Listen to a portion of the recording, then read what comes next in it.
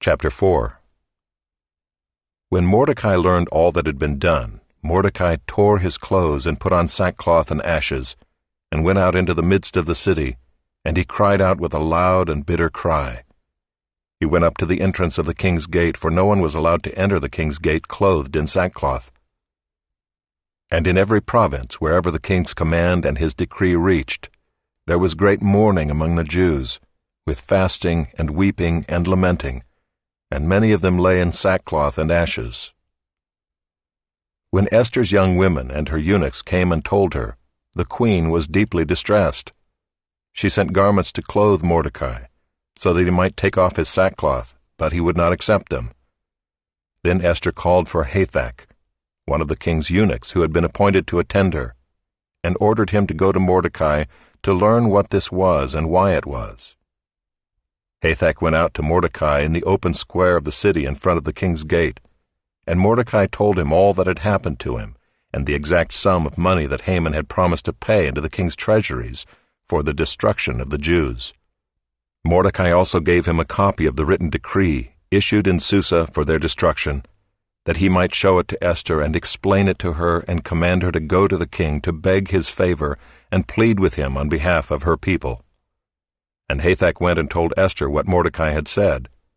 Then Esther spoke to Hathach and commanded him to go to Mordecai and say, "All the king's servants and the people of the king's provinces know that if any man or woman goes to the king inside the inner court without being called, there is but one law, to be put to death, except the one to whom the king holds out the golden scepter, so that he may live.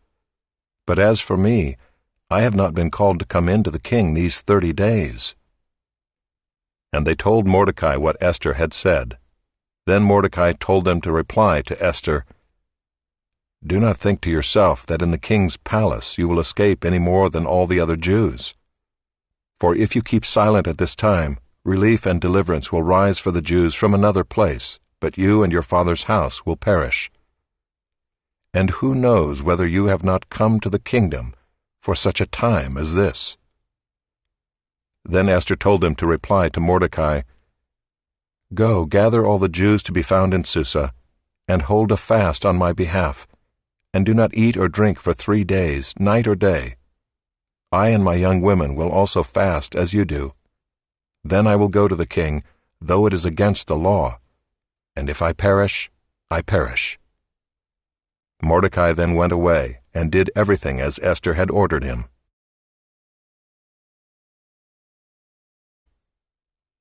On the 3rd day Esther put on her royal robes and stood in the inner court of the king's palace in front of the king's quarters, while the king was sitting on his royal throne inside the throne room opposite the entrance to the palace. And when the king saw Queen Esther standing in the court, she won favor in his sight, and he held out to Esther the golden scepter that was in his hand. Then Esther approached and touched the tip of the scepter. And the king said to her, "What is it, Queen Esther? What is your request? It shall be given you, even to the half of my kingdom." And Esther said, "If it please the king, let the king and Haman come today to a feast that I have prepared for the king." Then the king said, "Bring Haman quickly, so that we may do as Esther has asked." So the king and Haman came to the feast that Esther had prepared. And as they were drinking wine after the feast, the king said to Esther, "What is your wish? It shall be granted you. And what is your request? Even to the half of my kingdom it shall be fulfilled." Then Esther answered, "My wish and my request is, if I have found favor in the sight of the king, and if it please the king to grant my wish and fulfill my request, let the king and Haman come to the feast that I will prepare for them, and tomorrow I will do as the king has said." And Haman went out that day joyful and glad of heart. But when Haman saw Mordecai in the king's gate, that he neither rose nor trembled before him, he was filled with wrath against Mordecai. Nevertheless Haman restrained himself and went home, and he sent and brought his friends and his wife Zeresh.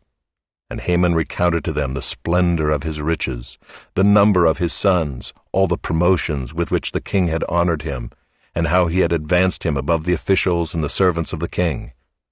Then Haman said, Even Queen Esther let no one but me come with the king to the feast she prepared, and tomorrow also I am invited by her together with the king. Yet all this is worth nothing to me, so long as I see Mordecai the Jew sitting at the king's gate."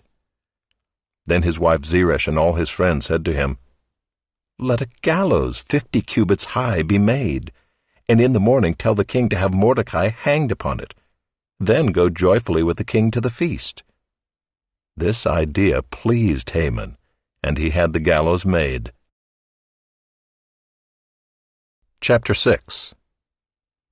On that night the king could not sleep, and he gave orders to bring the book of memorable deeds, the Chronicles, and they were read before the king.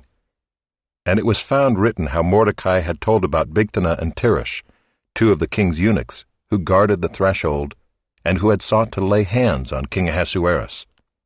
And the king said, "What honor or distinction has been bestowed on Mordecai for this?" The king's young men who attended him said, "Nothing has been done for him." And the king said, "Who is in the court?" Now Haman had just entered the outer court of the king's palace to speak to the king about having Mordecai hanged on the gallows that he had prepared for him. And the king's young men told him, "Haman is there, standing in the court." And the king said, "Let him come in." So Haman came in, and the king said to him, "What should be done to the man whom the king delights to honor?" And Haman said to himself, "Whom would the king delight to honor more than me?" And Haman said to the king, "For the man whom the king delights to honor, let royal robes be brought, which the king has worn, and the horse that the king has ridden, and on whose head a royal crown is set. And let the robes and the horse be handed over to one of the king's most noble officials. Let them dress the man whom the king delights to honor, and let them lead him on the horse through the square of the city, proclaiming before him, 'Thus shall it be done to the man whom the king delights to honor.'"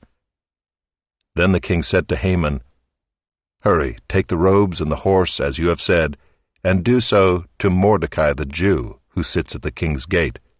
Leave out nothing that you have mentioned." So Haman took the robes and the horse, and he dressed Mordecai and led him through the square of the city, proclaiming before him, "Thus shall it be done to the man whom the king delights to honor." Then Mordecai returned to the king's gate, but Haman hurried to his house, mourning and with his head covered. And Haman told his wife Zeresh and all his friends everything that had happened to him. Then his wise men and his wife Zeresh said to him, "If Mordecai, before whom you have begun to fall, is of the Jewish people, you will not overcome him, but will surely fall before him." While they were yet talking with him, the king's eunuchs arrived and hurried to bring Haman to the feast that Esther had prepared. Chapter 7. So the king and Haman went in to feast with Queen Esther, and on the second day, as they were drinking wine after the feast, the king again said to Esther, "What is your wish, Queen Esther? It shall be granted you. And what is your request? Even to the half of my kingdom it shall be fulfilled." Then Queen Esther answered, "If I have found favor in your sight, O king, and if it please the king, let my life be granted me for my wish, and my people for my request. For we have been sold, I and my people, to be destroyed, to be killed, and to be annihilated. If we had been sold merely as slaves, men and women, I would have been silent, for our affliction is not to be compared with the loss to the king." Then King Ahasuerus said to Queen Esther, "Who is he, and where is he, who has dared to do this?" And Esther said, "A foe and enemy, this wicked Haman." Then Haman was terrified before the king and the queen. And the king arose in his wrath from the wine drinking and went into the palace garden. But Haman stayed to beg for his life from Queen Esther, for he saw that harm was determined against him by the king. And the king returned from the palace garden to the place where they were drinking wine, as Haman was falling on the couch where Esther was. And the king said, "Will he even assault the queen in my presence, in my own house?" As the word left the mouth of the king, they covered Haman's face. Then Harbona, one of the eunuchs in attendance on the king, said, "Moreover, the gallows that Haman has prepared for Mordecai, whose words saved the king, is standing at Haman's house, 50 cubits high. And the king said, Hang him on that.